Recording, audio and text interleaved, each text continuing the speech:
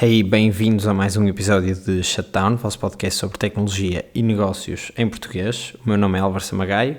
e eu sou o host. Esta semana vamos ter um episódio diferente dos outros, ou seja, vamos ter muitos mais temas, desde carne feita em laboratório, até às palhinhas de plástico de Trump, até carros elétricos, até muitas notícias sobre inteligência artificial e, para começar, que vai ser já a primeira que vocês vão ouvir, sobre as moedas de 1 cêntimo, portanto ali algum enquadramento e contexto do que é que pode acontecer nos Estados Unidos às moedas de 1 cêntimo. Não vou fazer spoilers, portanto ouçam o episódio até ao fim. E queria também ir um bocadinho mais a fundo sobre a maneira como a Leica Ventures, que é o parceiro deste podcast, atua. Portanto, o objetivo ou o problema que eles identificaram foi que nos primeiros passos de uma startup, portanto, a malta tem ideia e quer tentar chegar a um produto e depois a clientes, o mais importante ou a melhor maneira de resolver esse problema não é atirar dinheiro para cima desse problema. Ou seja, é necessário sim, pode ser necessário sim algum dinheiro, mas mais do que dinheiro também é necessário skills, é necessário recursos, é necessário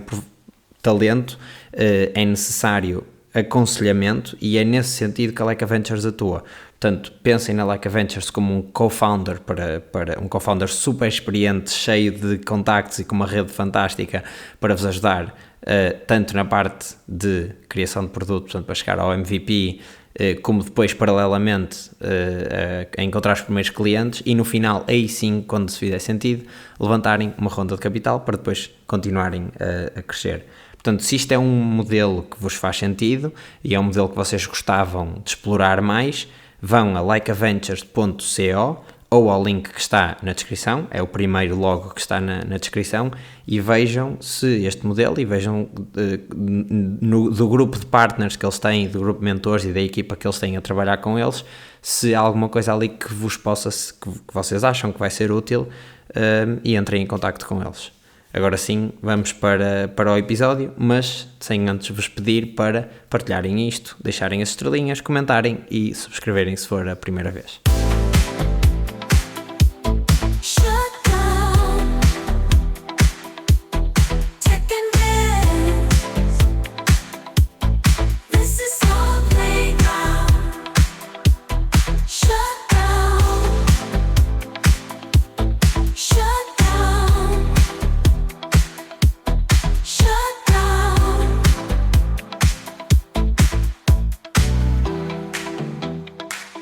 Esta semana vamos começar com uma notícia que não é super relevante para o mundo, mas que eu achei bastante engraçada e, portanto, fui fazer alguma investigação em relação a ela. E é a notícia de que o Donald Trump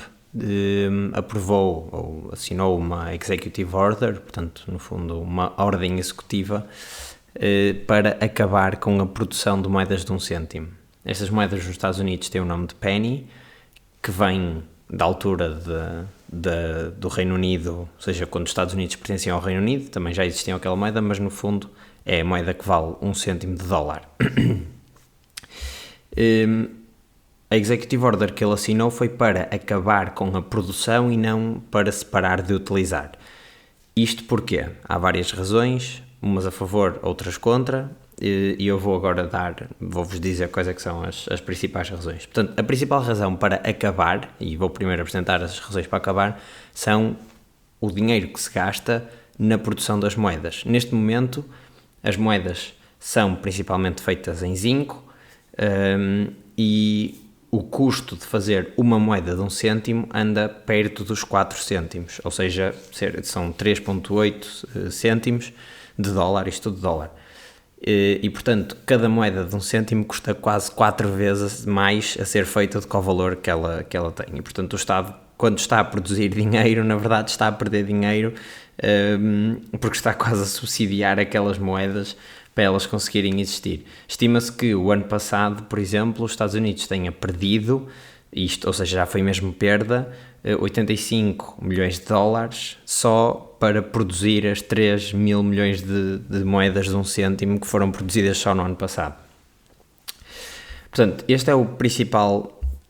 motivo, ou seja, não faz sentido e vai de encontro às políticas tanto de Trump como de Elon Musk de cortar tudo o que são custos e, portanto, tentar diminuir a dívida dos Estados Unidos, que é a grande missão desta governação ou desta administração, acho que é uma palavra mais correta, para além de que o custo da moeda aumentou imenso durante estes últimos 4, 5 anos, ou seja, em 2020 ela custava cerca de 1,7 cêntimos, mesmo assim já era superior, mas aumentou bastante e, portanto, literalmente a inflação comeu o valor do dinheiro aqui de uma forma mesmo muito literal, porque os custos de produção aumentaram, ou seja, os salários das pessoas que produzem as moedas aumentaram, o custo dos materiais também aumentou. Seria engraçado se estas moedas fossem feitas dos materiais que levaram agora com as tarifas, porque ainda ia aumentar mais, pelo menos se elas fossem, se os materiais fossem sourced fora dos Estados Unidos. Mas o que é que isto implica de parar de produzir as moedas? Isto implica que, mesmo que as moedas continuem em circulação, porque vão continuar, ou seja, elas continuam a ser aceites, implica que exista algum mecanismo de ajuste para o caso de não existirem em suficiente quantidade. Isto porque também há uma quantidade gigantesca destas moedas que se perdem e que, portanto, saem do circuito do dinheiro. Ou seja, se eu deixar cair 1 cêntimo no chão e ele rebolar para dentro de um esgoto, aquele dinheiro saiu fora do circuito e, portanto, foi dinheiro que foi criado e que já não vai voltar a entrar na economia nunca mais.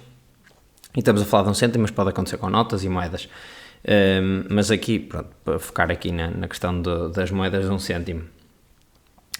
E um dos mecanismos exatamente para resolver depois essa potencial escassez que vai existir, e que se espera que, se isto for aprovado, porque Donald Trump não consegue aprovar isto unilateralmente, tem de ir ao Congresso, e portanto, se isto for aprovado, uma das medidas que é necessário fazer é uma coisa que já acontece em vários países, que é quando um valor, uma compra é feita com dinheiro, ou seja, quando o pagamento é feito com cash, o valor é arredondado para o múltiplo de 5, neste caso porque a moeda mais pequena passa a ser a moeda de 5 cêntimos, eles não têm moeda de 2 cêntimos já, foi uma das moedas que já desapareceu da economia, já existiu, já deixou de existir. Tinham também uma moeda de meio cêntimo, isto porque na altura, ou seja, quando aquela moeda existia, a inflação, ajustando à inflação, meio cêntimo ainda tinha algum valor que agora já não serve, mesmo 1 cêntimo já não serve para grande coisa, e portanto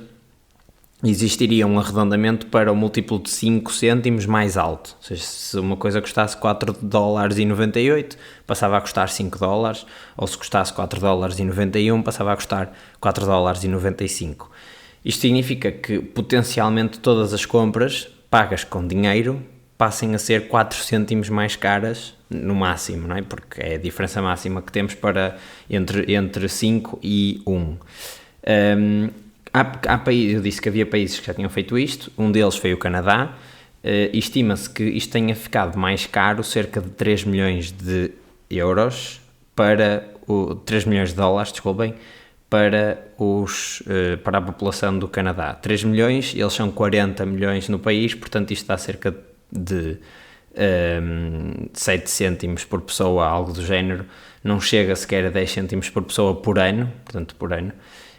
e acho que é uma medida que, na minha opinião, faz todo sentido, porque se a moeda vale menos, ou seja, se o metal da moeda vale mais do que o valor da moeda, e com esta inflação galopante que tivemos nos últimos anos,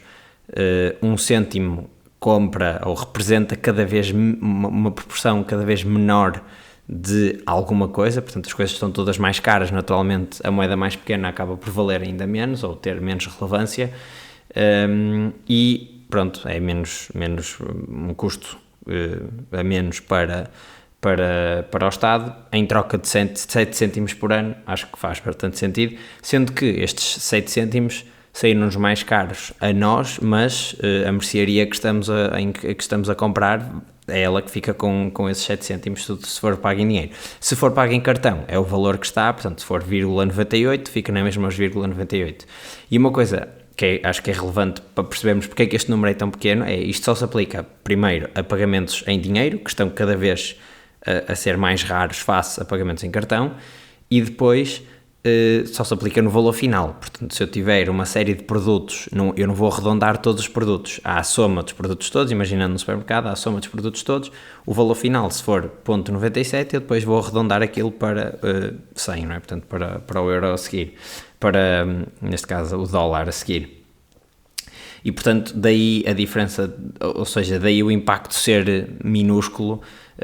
quando comparamos isto com as pessoas todas. Qual é que são, então... Portanto, isto são os argumentos a favor. Quais é que... Há mais um, mas é um bocadinho rebuscado. Isto eu estive a ver um vídeo sobre este tema, e há um argumento que diz que o ordenado médio nos Estados Unidos são cerca de $36 por hora. Sim, por hora. E, portanto, se são cerca de $36 por hora, significa que as pessoas recebem cerca de 1 cêntimo por segundo. E se o tempo que nós demoramos a pegar na moeda de 1 cêntimo for maior do que o valor da moeda, na verdade estamos a perder dinheiro ao pegar naquela moeda. Pronto, é assim um argumento um bocado rebuscado, demasiado utilitarista, mas mostra a irrelevância, entre aspas, do valor desta moeda.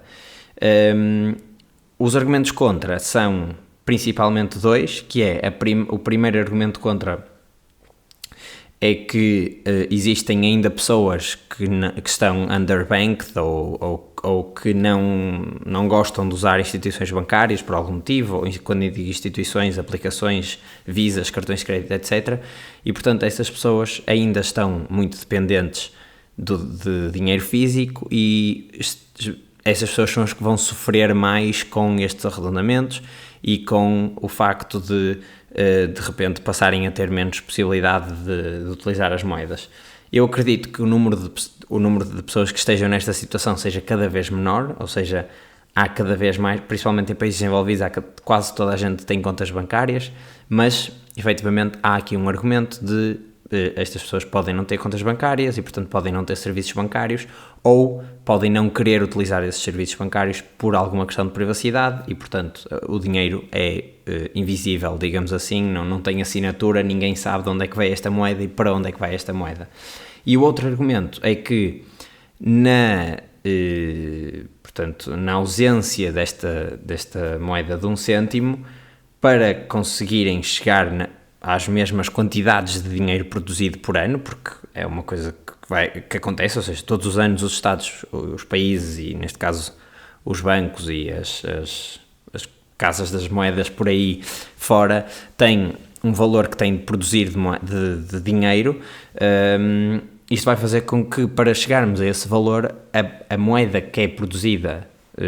em contrapartida é a moeda de 5 cêntimos, que nos Estados Unidos eles chamam nickel,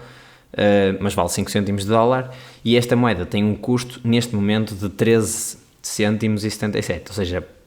quase 3 vezes. Em proporção está melhor do que a moeda de 1 cêntimo, mas se de repente todas as moedas de 1 cêntimo, ou todo o valor que era esperado produzir em moedas de 1 cêntimo, que não é assim tão pouco, passa para as moedas de 5 cêntimos, de repente a procura acrescida pelos materiais destas moedas de 5 cêntimos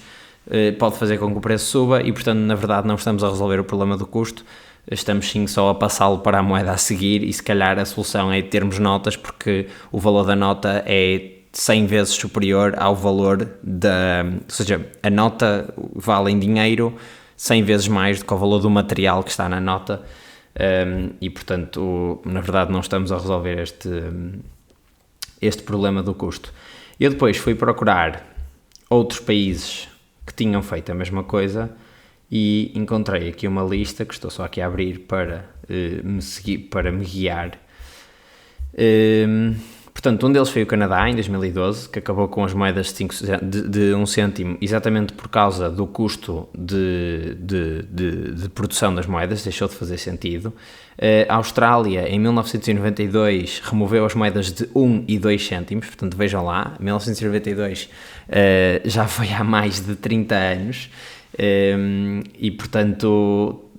Todos estes países que retiraram as moedas têm a tal regra do arredondamento. Isto só para deixar aqui o disclaimer. Portanto, Canadá, Austrália, Nova Zelândia em 2006 removeu as moedas. Aliás, deixem-me só ver, confirmar aqui as datas. Não, a Nova Zelândia removeu as moedas em 1990, as moedas de 1 e 2 cêntimos, e depois removeu as moedas de 5 cêntimos em 2006, mas antes disso, ou a par disso, redesenhou todas as outras moedas para serem mais pequenas e, portanto, para consumirem menos material. Sendo que a moeda de 50 cêntimos passou a ser mais pequena que a moeda de 10 cêntimos antiga, e mudaram também os materiais para materiais mais baratos, exatamente por causa do custo de produção das moedas. Depois, mais outros países, Holanda e Finlândia, nunca aceitaram, portanto, países com euro, nunca aceitaram as moedas de 1 e 2 cêntimos de euro, ou seja, estes países também têm as regras e eles, desde que entraram na zona euro, disseram logo, estas moedas não vão entrar, portanto, o último arredondamento é aos 5 cêntimos. Uma coisa que me esqueci de dizer, na Nova Zelândia, portanto, como eles também removeram a moeda de 5 cêntimos, o arredondamento passa a ser aos 10 cêntimos, naturalmente, porque faz todo sentido. A Irlanda também, moedas de 1 e 2 cêntimos pararam de ser utilizadas em 2015, portanto mais um país também com o euro, ou seja, isto não é uma coisa nova,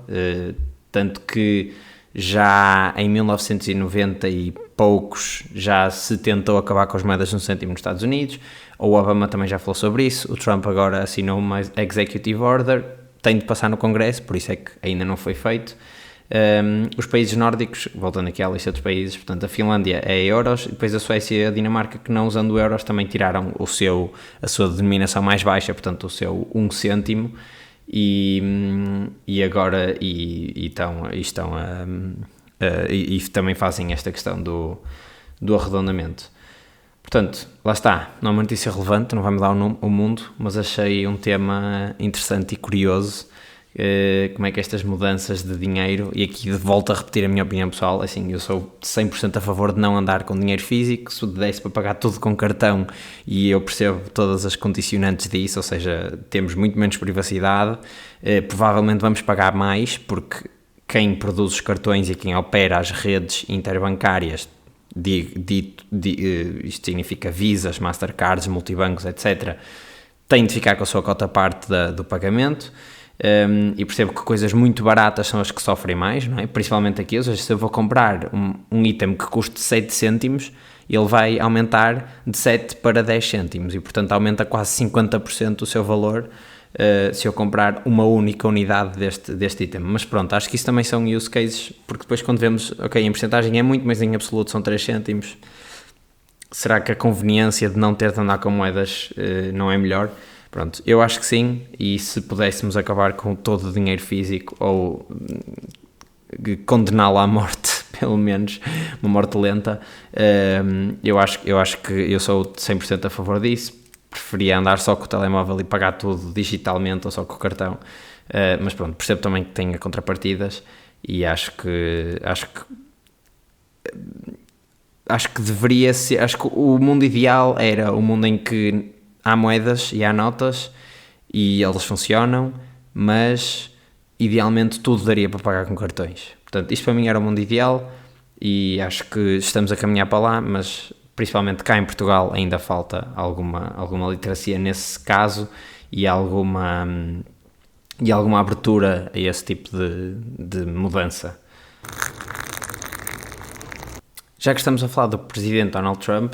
também já devem ter ouvido nas notícias que ele aprovou outra executive order para trazer de volta as palhinhas de plástico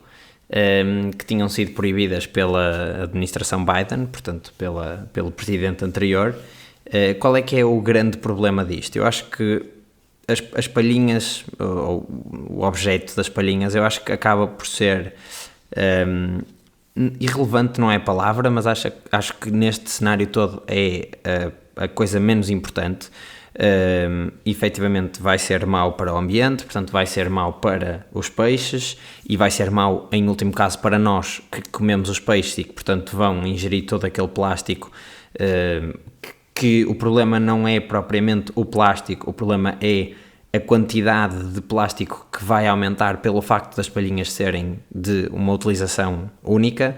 Portanto, se elas poderiam ser de plástico na mesma, mas se fossem utilizadas 50 vezes em vez de uma vez, eram 50 vezes menos palhinhas que iam parar ao mar e, portanto, 50 vezes menos microplásticos derivados de palhinhas que iam parar ao mar e aos peixes. Donald Trump fala em os tubarões não têm problema com as palhinhas, mas efetivamente têm, porque elas degradam-se e depois eles acabam por sofrer intoxicações por causa das palhinhas e por causa dos plásticos. Mas eu acho que mais do que esta questão das palhinhas em si, e portanto do problema todo de estarmos a despejar plástico no mar, existe uma mensagem, pelo menos subliminar, e que pode ser verdade ou não, ou seja, Donald Trump pode só ter mesmo um estigma com as palhinhas e não gostar das palhinhas de cartão, mas acho que existe aqui um estigmazinho, existe aqui uma mensagem subliminar de que nós não queremos saber dessas coisas que vocês estão aí a falar, nós vamos usar aquilo que é mais conveniente para nós e, portanto, o que é mais conveniente para nós são as palhinhas de plástico e não queremos saber com os problemas, não queremos saber dos problemas ecológicos que existem no mundo. Portanto, eu acho que essa mensagem é uma mensagem relativamente perigosa. Isto vem no seguimento também de saírem do Acordo de Paris e juntam-se do lado de fora a países como a Síria e como o Irão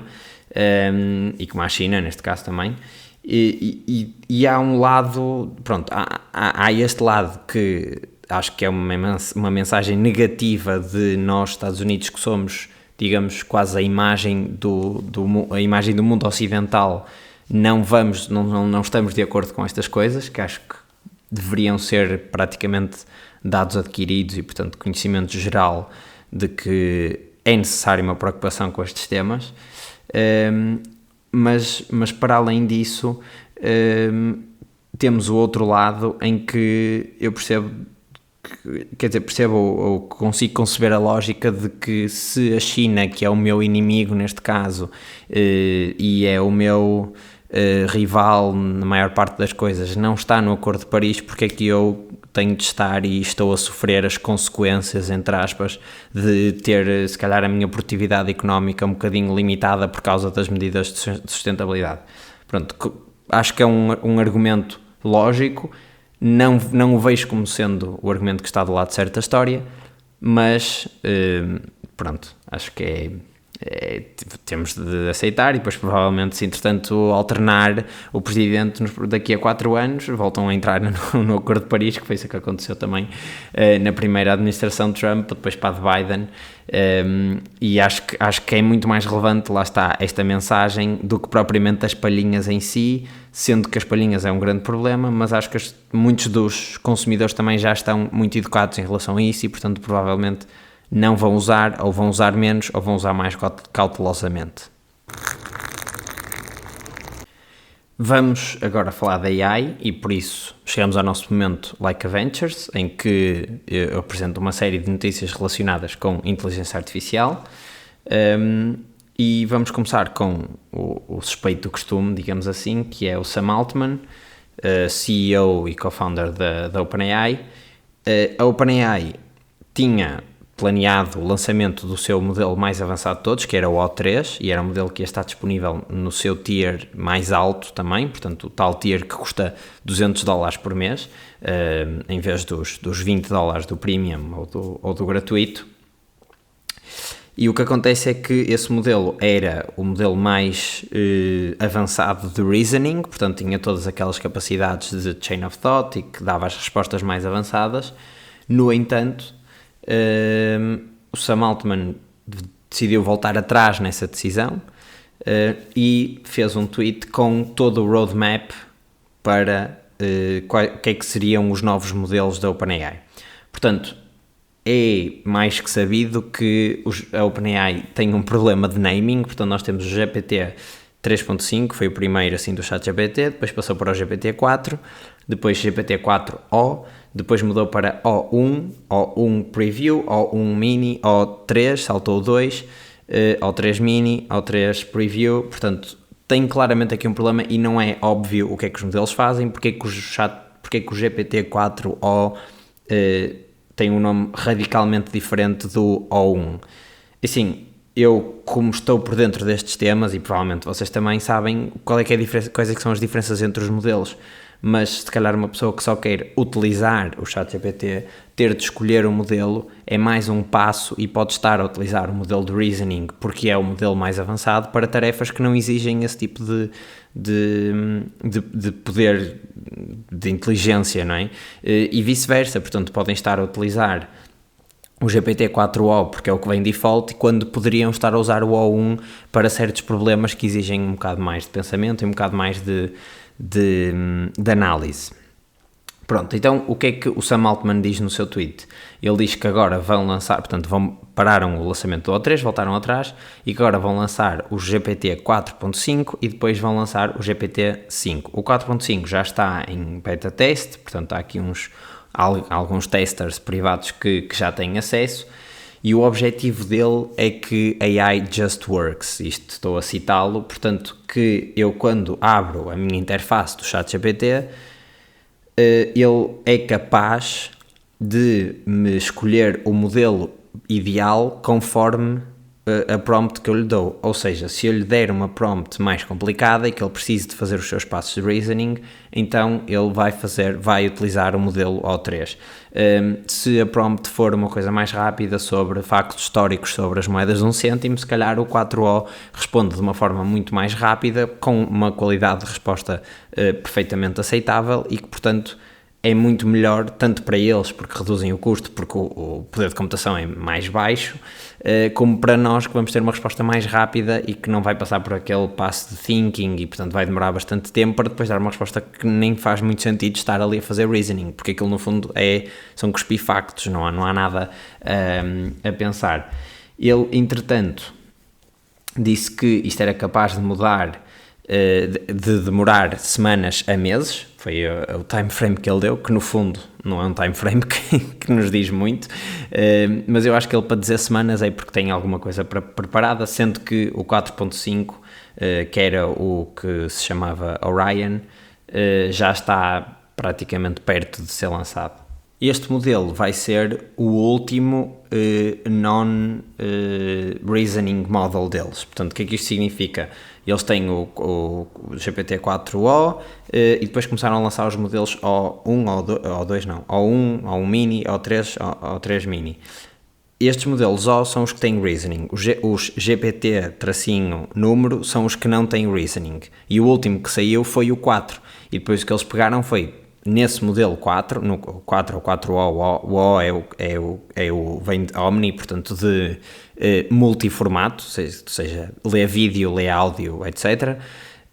E o que eles fizeram foi pegaram nesse modelo base, entre aspas, e por cima dele construíram a tal arquitetura de Chain of Thought. E agora eles vão lançar o GPT 4.5, que é o próximo e último modelo sem reasoning, último não no sentido de ser o mais recente, mas no sentido de eles disseram que ia ser o último modelo que iam lançar, portanto eles devem estar a perceber que chegaram ali a um platô de quanto é que conseguimos melhorar a inteligência deste modelo, e eu também já falei sobre isto em alguns episódios, ou seja, chegaram ali ao máximo de dados que este modelo consegue, de informação que este modelo consegue saber, e agora o que é preciso é dar-lhe inteligência de outras formas, como é o caso de reasoning, portanto deixá-lo pensar, ou dar-lhe outras ferramentas. Portanto, 4.5 sai como último modelo non-reasoning, e depois sai o GPT-5 como sendo um sistema que integra todas as tecnologias que eles têm, desde os modelos de reasoning aos modelos que não têm reasoning, às ferramentas que eles usam para os modelos serem capazes de fazer coisas, portanto, aquilo que permite os modelos passarem a ser agentes, quer seja criarem código, correr código, quer seja navegarem na internet, etc. E, portanto, no fundo, eu acho que o objetivo deles, e ele não diz isto em lado nenhum, mas parece-me que é a coisa mais óbvia, é que eles querem, ao integrar estas coisas todas, e isto ele diz, eles querem criar um agente AI genérico que resolva todos os nossos problemas. E, portanto, eu abro o ChatGPT, não tenho de ativar o browsing, não tenho de ativar o deep research, não tenho de lhe pedir nada do género, não tenho de ir buscar as memórias, nada. Eu abro, escrevo e ele decide qual é que é o melhor modelo, que ferramentas é que tem de usar, etc, etc, etc, para me resolver o problema. Portanto, assim, digamos que é uma abordagem, eu vou arriscar a dizer isto, à la Apple, em que nós não precisamos de saber o que é que está a passar ali por trás, precisamos saber que aquilo funciona e funciona bem, e eu acho que do ponto de vista de produto, e portanto se eles quiserem continuar a investir no ChatGPT como sendo um produto de massas e não como sendo um showcase para depois conseguirem vender acessos da API porque a malta está a construir por cima dos modelos deles, eu acho que faz todo sentido, ou seja, o ChatGPT ser cada vez mais potente, principalmente numa altura em que a OpenAI não é um platform maker, portanto eles não têm telemóveis, não têm computadores, não têm sistemas operativos, ou seja, eles vão ter de se ligar a tudo conforme aquilo que as empresas que desenvolvem estas plataformas os deixem fazer, não é? Portanto, se a Apple os deixar ligar aos sistemas dos Macintosh ou dos iPhones, que me parece que existe alguma abertura nesse sentido, principalmente por causa desta questão do Apple Intelligence, e eles vão conseguir chegar mais longe. Se eles ficarem circunscritos àquilo que a aplicação ChatGPT fizer, vai ser um bocadinho mais difícil. No entanto, se a aplicação ChatGPT for super poderosa e tiver milhões ou bilhões de utilizadores, certamente as plataformas vão, elas, virar-se para a OpenAI e dizer, olhem, nós gostávamos que vocês se integrassem connosco o máximo possível, porque os vossos serviços são ótimos e os nossos utilizadores estão a pedir e querem que haja mais integração entre as coisas que vocês fazem e as nossas ferramentas. Já que estamos a falar de modelos, o xAI, portanto a empresa de Elon Musk que desenvolve modelos de inteligência artificial, apresentou o Grok 3, que também é um modelo non-reasoning, portanto faz competição com o 4o, e tem resultados superiores ao do 4o nos benchmarks, portanto acaba por ser o modelo mais potente dos modelos que não têm o Chain of Thought, e que portanto por cima desse modelo pode ser construído um Chain of Thought mais potente ainda. Deve ser por causa disso que o Sam Altman também quer lançar o 4.5 o mais rapidamente possível para combater este mini vitória do Elon Musk, principalmente quando aquela relação está cada vez mais quente. Isto que eu falei de o modelo depois acabar por escolher qual é que é o ideal, a Anthropic também já tem uma coisa do género, em que no fundo, quando eu faço uma pergunta, ele tem um híbrido que me vai escolher qual é que é o modelo mais interessante, e portanto isto parece-me ser uma trend que todas estas empresas vão acabar por fazer, ou seja, separar a questão dos modelos da questão da utilização, e portanto nós no limite nem vamos, só a malta que é mais interessada é que vai saber em que modelo é que vai, em que número é que vai, o que é que está a acontecer, o resto das pessoas vão só utilizar porque aquilo vai só funcionar. Ainda também aqui nesta questão dos modelos, a Mistral apresenta esta semana um modelo que se chama Mistral Saba e que é especialmente treinado com cultura e linguagem de países árabes.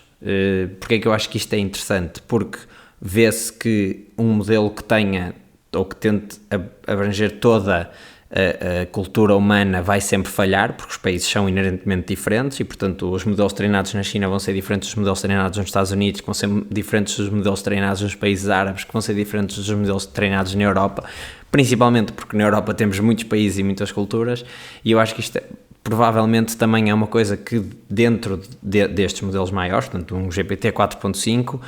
provavelmente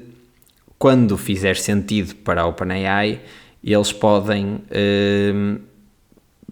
fazer algum tipo de especialização por área. Isto pode ser uma estratégia da Mistral para não combater diretamente com a OpenAI, ou seja,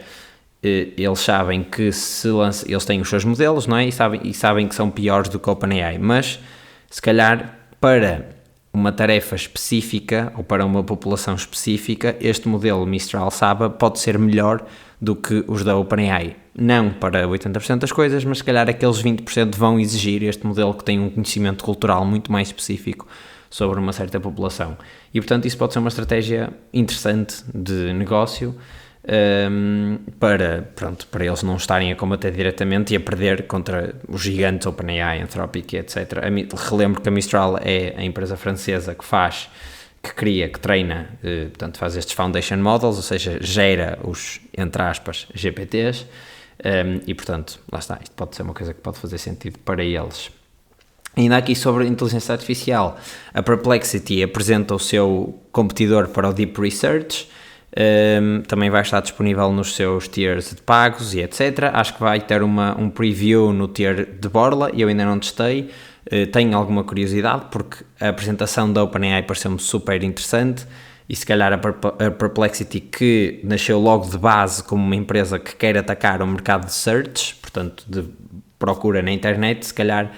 até tem uma utilização mais interessante e mais bem crafted do que a própria OpenAI. Curiosamente, o New York Times, que foi uma das empresas que fez que pôs a OpenAI em tribunal por causa da utilização indevida dos seus artigos, apresentou-se agora bastante aberta à utilização da AI e está mesmo a motivar a utilização da AI nas suas redações para uma série de tarefas, entre elas, por exemplo, sugerir edições nos textos, criar headlines e sumários de resumos de cada notícia e, portanto, de cada peça, de uma maneira muito mais rápida e tornar o trabalho dos jornalistas muito mais eficiente e produtivo e que põe em perspectiva um bocadinho aquela questão de, ok, nós, New York Times, somos contra a utilização destes dados, mas por outro lado isto traz-nos tanta produtividade e traz-nos ganhos de eficiência tão grandes que se calhar vamos ter de aceitar que isto é uma realidade e portanto vamos ter de utilizar isto na nossa redação. Assim, a minha opinião é que eles estão certos tanto na questão de combaterem a OpenAI e as empresas que produzem estes modelos e que fizeram scraping dos dados sem eles sequer saberem, e portanto eu acho que eles deveriam ser de alguma forma compensados, e percebo que isso seja um obstáculo a estas empresas criarem modelos cada vez mais potentes, mas os criadores deste tipo de conteúdos, e sendo o jornalismo uma área ainda mais relevante, principalmente ou seja, uma área que tem muito mais interesse e muito mais relevância para a sociedade do que se fosse conteúdo de entretenimento, não é? Acho que faz todo o sentido eles estarem envolvidos no jogo, e houve alguns jornais que até se envolveram com a OpenAI. Portanto, acho que estão certos nesse ponto, mas acho que ao mesmo tempo também estão certos em utilizar e tirar proveito das ferramentas de inteligência artificial, mesmo que sejam contra a empresa que as construiu, porque é uma tendência que está aqui, é uma tecnologia que está aqui para ficar, será como parar o vento com as mãos, e portanto se eles não entrarem neste comboio vão ficar muito para trás face a outros jornais que vão começar a utilizar, e quando digo outros jornais até podem aparecer jornais novos totalmente assentes numa infraestrutura de inteligência artificial, ou seja, não no sentido em que é a inteligência artificial a escrever as notícias, mas sim numa estrutura em que todos os processos são altamente otimizados por causa da utilização da AI, e portanto isso normalmente acontece quando há novas tecnologias a aparecer no mercado, é nesses momentos em que os incumbentes das indústrias correm mais perigo, porque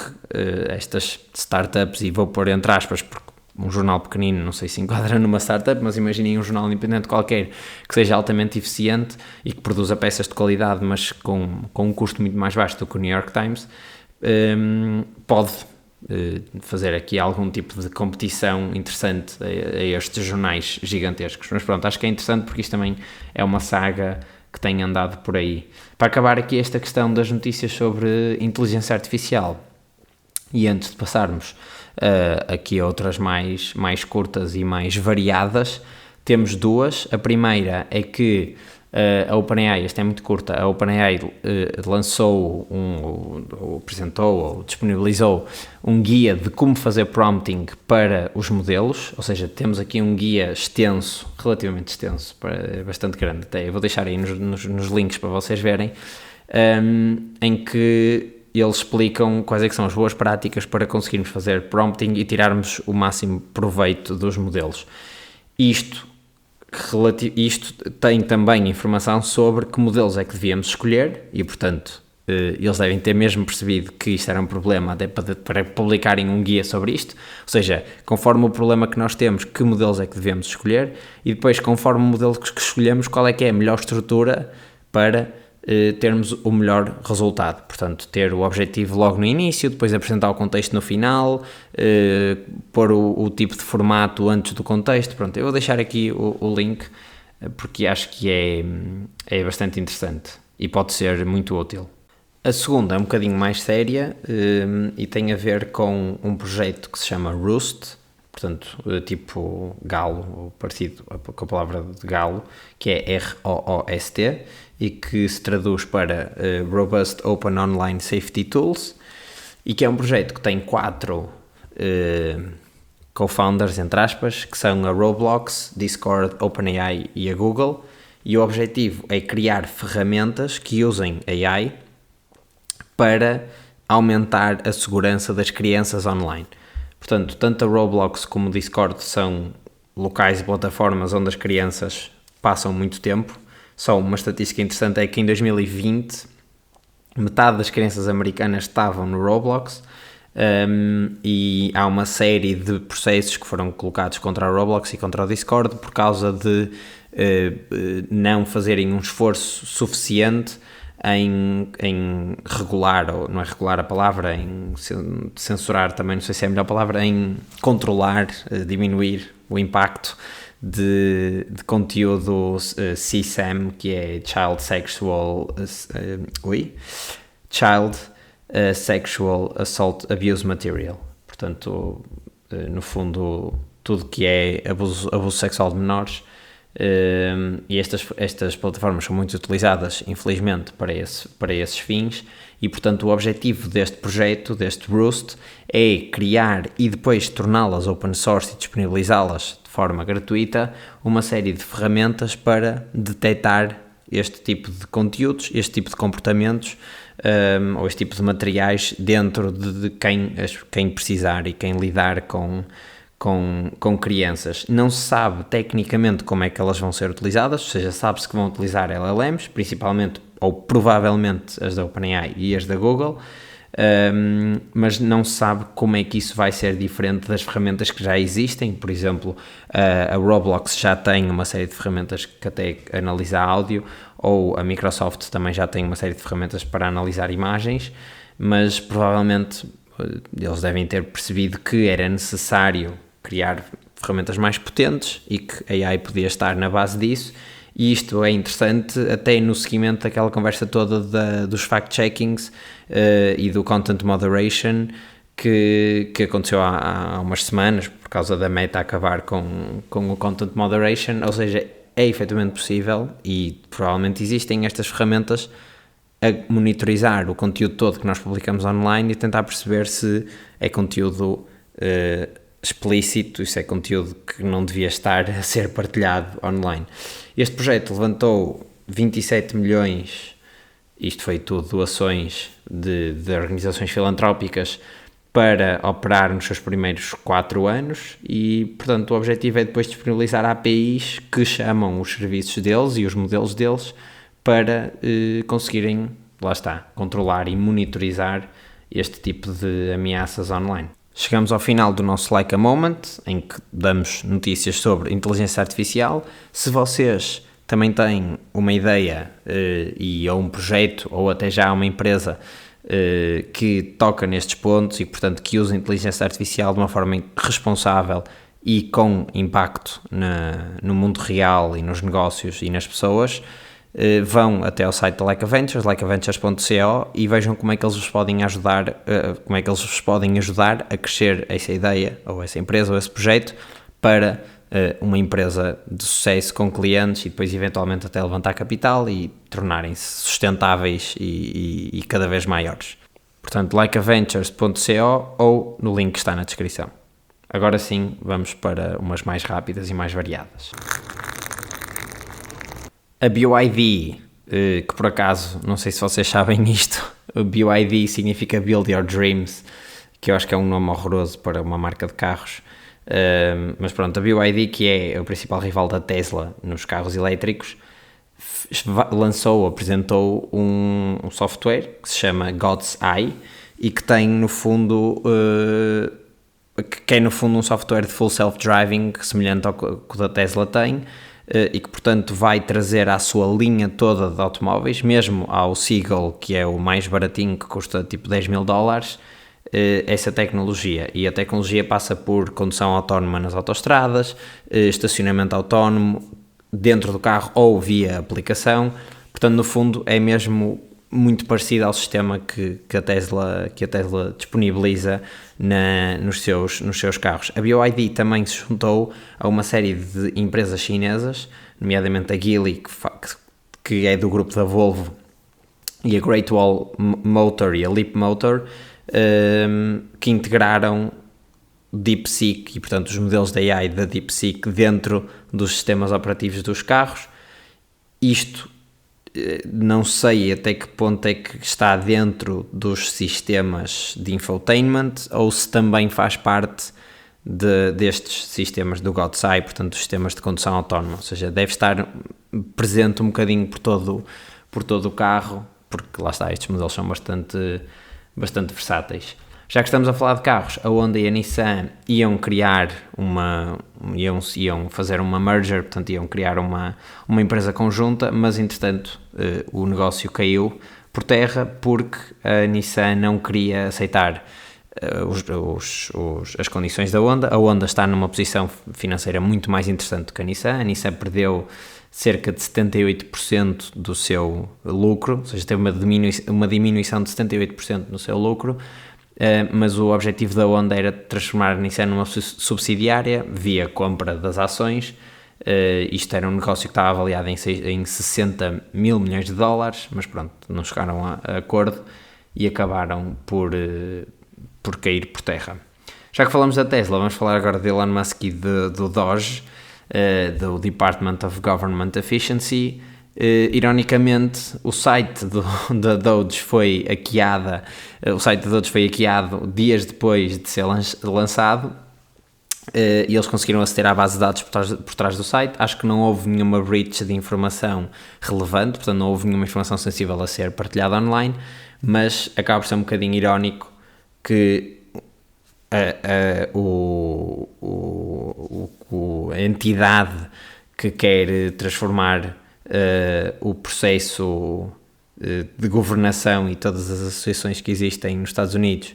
numa coisa muito mais robusta e com custos muito menores, acaba por ter depois um website que não é muito ele próprio muito robusto. Para acabar, uma notícia sobre carne feita em laboratório. No Reino Unido foi aprovado a primeira comida para cães gerada em laboratório, portanto a carne que vem nos snacks dos cães foi gerada em laboratório, não houve nenhum animal a ser morto para esse efeito. São feitos de frango, e aqui tenho de pôr aspas, portanto são feitos de células de frango, e é a primeira vez que existe permissão para, portanto, que uma empresa teve permissão para vender produtos de carne feita em laboratório no Reino Unido. A empresa chama-se Meatly. E eu fui pesquisar que outros países é que também já tinham regulamentação. Nos Estados Unidos já existem pelo menos 2 empresas que têm aprovação, e aqui para consumo humano, também de frango. Depois, na União Europeia não existe ainda nenhuma empresa que tenha permissão para comercializar. No Reino Unido foi isto que eu referi agora. Em Singapura é dos países onde está. Singapura e Israel são as 2 das regiões onde existe maior motivação e onde existe maior apoio a este tipo de tecnologias. Portanto, em ambos os países já é possível também vender carne cultivada. E como é que isto é produzido? Portanto, existe tem aqui a palavra em inglês, mas em português estava a faltar. São recolhidas, existe uma recolha de células do animal que nós queremos simular, que nós queremos cultivar. Depois essas células vão crescer e, portanto, vão formar uma espécie de tecido muito disforme ainda, ou seja, pensem só num conjunto de células ainda pouco diferenciadas, mas de frango, neste caso, ou seja, de galinha. Depois, essas células, através de uma série de processos bioquímicos e biológicos e de biologia molecular, são diferenciadas nos vários tipos de células que nós temos, as galinhas que têm nos músculos, ou seja, nós quando comemos um peito de galinha, que no fundo estamos a comer é o músculo do peito da galinha. E existe um tipo de células específico do músculo e, portanto, quando eu tenho aquelas primeiras células que são genéricas, depois eu tenho de as diferenciar nas células de músculo. E, portanto, existe uma série de estímulos e de materiais que se usam, põem-se as células num formato específico e dentro de de uns andames, com muitas aspas, específicos para células, para elas crescerem no formato correto, e depois a seguir deixa-se que elas cresçam e que se especializem portanto, no tipo de carne que nós queremos, e elas são recolhidas, e muitos destes snacks parecem carne picada, porque não é possível criar, pelo menos ainda, um músculo perfeito, ou seja, como se fosse um bife com todas as propriedades do bife, sendo que os bifes, para além dos músculos, também têm outro tipo de células, e portanto ainda não existe capacidade para produzir a esse nível de detalhe. Poderá no futuro existir, mas para já acaba por ser quase como se produzíssemos proteína animal em laboratório. E pronto, chegamos ao final do episódio de hoje, um episódio com temas assim um bocadinho mais espalhados, também já faltavam destes aqui há algum tempo. Se gostaram, se aprenderam alguma coisa nova, não se esqueçam de partilhar, é a melhor maneira de me ajudar, de fazer chegar isto a mais gente ainda. Não se esqueçam de comentar, tenho visto que algumas pessoas têm comentado, eu tento responder a tudo, portanto se não respondi é porque ainda não respondi, porque vou responder a tudo. E não se esqueçam de subscrever e deixar as estrelinhas, e vemos no próximo episódio.